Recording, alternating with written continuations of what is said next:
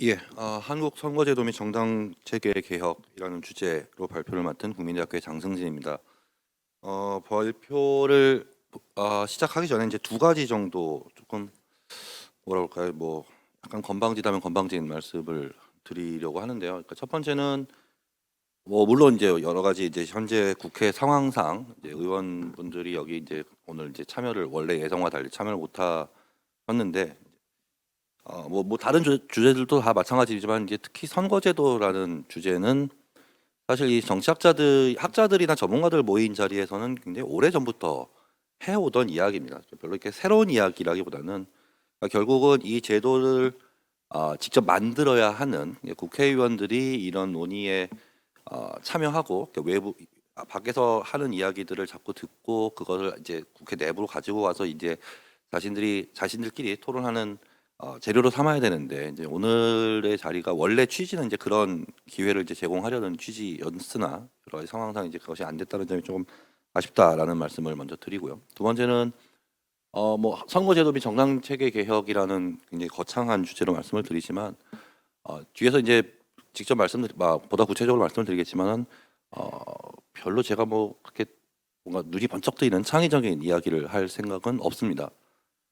어떻게 보면 굉장히 좀 심심하고 요새 이제 선거제도 개혁과 관련해서 여러 가지 이야기들이 이제 정치권과 언론을 통해서 이야기가 오고 가는데 그런 것들에 비해서는 굉장히 뭐라 그럴까요? 좀 평이한 말씀을 저는 드릴 계획이고요. 저는 그렇게 개인적으로 그렇게 생각을 하고 있고 또 그 이야기의 일부는 보통 평범한 대한민국 유권자라면은 굉장히 싫어할 이야기도 포함을 하고 있다라는 말씀을 이제 먼저 드리고 시작을 하도록 하겠습니다. 선거제도 개혁에 대한 이야기를 이제 할 때마다 이제 항상 접하는 이야기 혹은 이제 항상 서두에 이제 시작하는 이야기가 그런 겁니다. 그러니까 선거제도라는 것은 뭐 완벽한 선거제도라는 건 없다. 모든 선거제도가 다 나름의 장단점을 가지고 있다라는 말부터 시작을 합니다. 그러니까 뭐 저도 전적으로 공감을 하고요. 그렇다면은 이 2023년 현재 한국의 선거제도가 혹은 2024년 총선을 앞두고 어떻게 바뀌어야 되느냐라는 이야기 정답이라는 것이 존재하지 않기 때문에 이제 어떤 선거제도로 바꾸는 것이 바람직하냐라는 논의의 시작은 과연 어떤 문제를 우리가 해결하려고 하느냐라는 것에서부터 이제 시작을 해야 된다라고 생각을 합니다. 그럼 이제 현재 한국 국회가 혹은 좀 보다 일반적으로 한국 의회 정치가 과연 어떠한 문제들, 뭐 물론 굉장히 문제가 많죠. 여러 가지 뭐 사실 문제가 없는 부분을 찾아보기가 더 힘들 정도로 문제가 많은데 그 수많은 문제들 중에서 과연 어떤 문제가 가장 심각하고 근본적인 것이냐? 저는 이제 크게 두 가지 정도라고 생각을 합니다. 이제 우리가 흔히 협치라고 이야기하는 그러니까 여야 정당들 간에 뭐 협치까지는 바라지도 않고요. 좀 더 건전한, 건강한, 생산적인 논의와 토론 자체가 이루어지지 않고 있다. 뭐 앞에서 다른 발제자분들께서 이제 양극화라고 표현했던 것이 그것이 되겠죠. 그것이 이제 가장 첫 번째 문제이고 두 번째는 대표성의 위기를 겪고 있다라고 생각을 합니다. 정당 투표 기준으로 현재의 여당과 제1야당은 지난 총선에서 각각 한 30%대의 득표율을 받았습니다.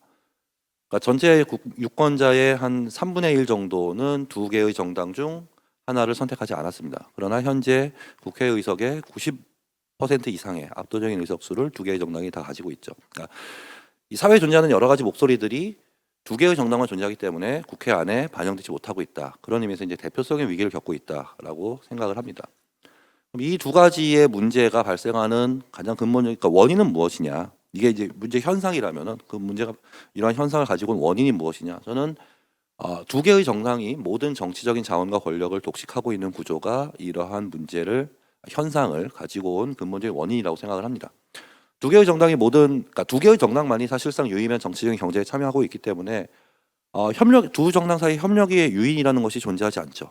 상대방이 잘못해야만 다음 선거에서 내가 유리해지기 때문에 상대방의 국정 운영이나 뭐 정책에 내가 협조할 이유를 전혀 찾을 수가 없는 거죠. 설사 그것이 일리가 있다 하더라도 일단은 그것이 이루어지지 못하도록 막는 것이 다음 선거에서 이제 우리에게 유리하기 때문에 그건 특정 정당의 문제라기보다는 양쪽이 다 마찬가지입니다. 그러니까 협력의 유인 자체가 존재하지 않는다.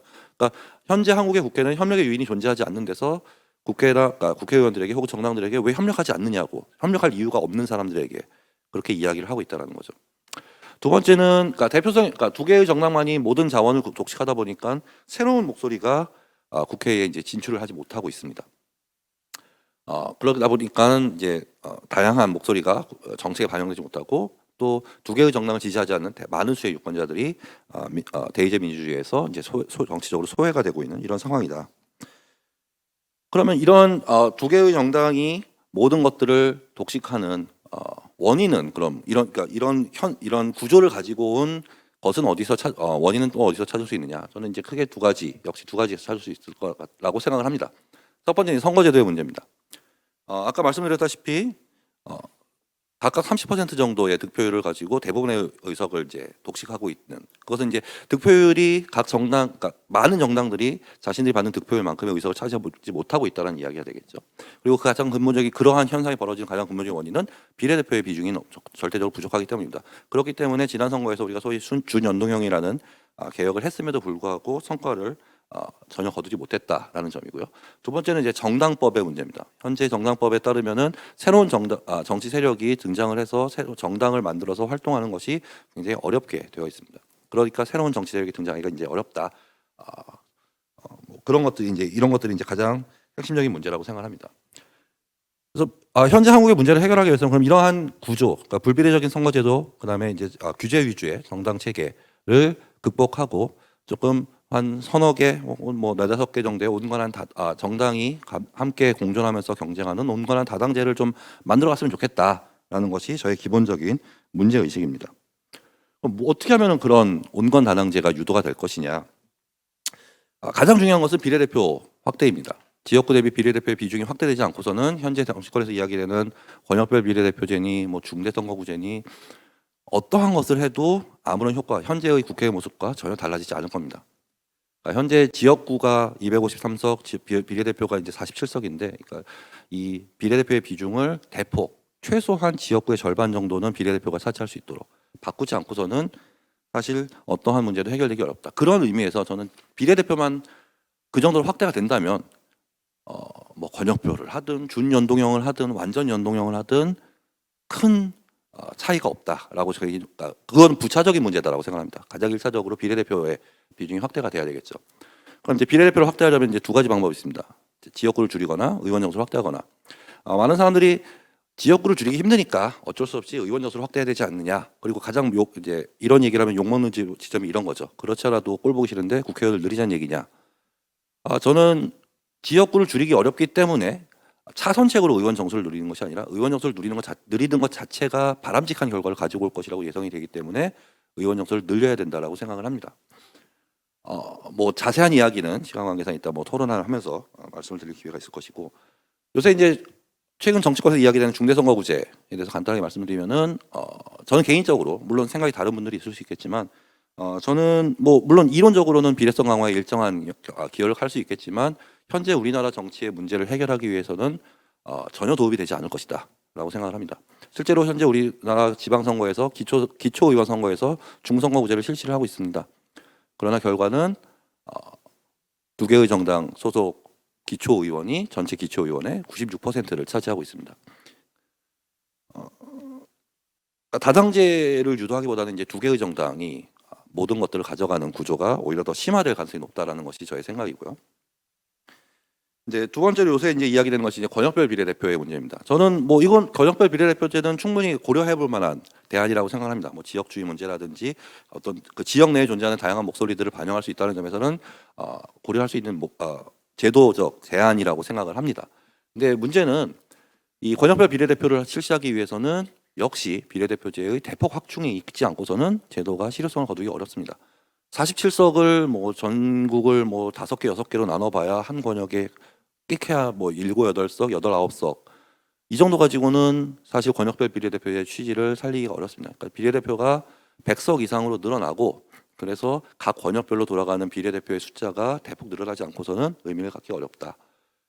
그리고 이 그러니까 그 권역 내 정당 득표율을 의석으로 바꾸는 문제에 있어서도 비례대표제가 우리가 이제 과거에 익숙했던 병립형과 이제 새로 도입한 준연동형, 그리고 혹시 많은 사람들이 이야기하는 완전 연동형을 구분을 해본다면은 저는 관일 권역별 비례대표제를 실시한다면은 병립형 선거제도를 체크하는 것이 바람직하다라고 생각합니다. 왜냐하면 현실적으로 특정 정당이 특정 지역의 대부분의 지역구 의석을 차지하는 과정에서 준연동형이나 완전연동형을 채택한다면 그 해당 정당은 비례대표 의석을 한 석도 못 가져가는 일들이 벌어지게 될 겁니다. 그렇기 때문에 제도 개혁의 동력 자체가 떨어질 수 있다는 점에서 권역별 비례대표제를 실시한다면 오히려 의석 할당 방식은 병립형이 바람직하지 않는가라고 생각을 하고, 뭐 그런 의미에서 간단하게 뭐 제가 뭐 대안까지는 아니지만 제가 생각하는 조금 더 구체적인 한국 선거제도 개혁 방안은 뭐 요 정도가 될 것 같습니다.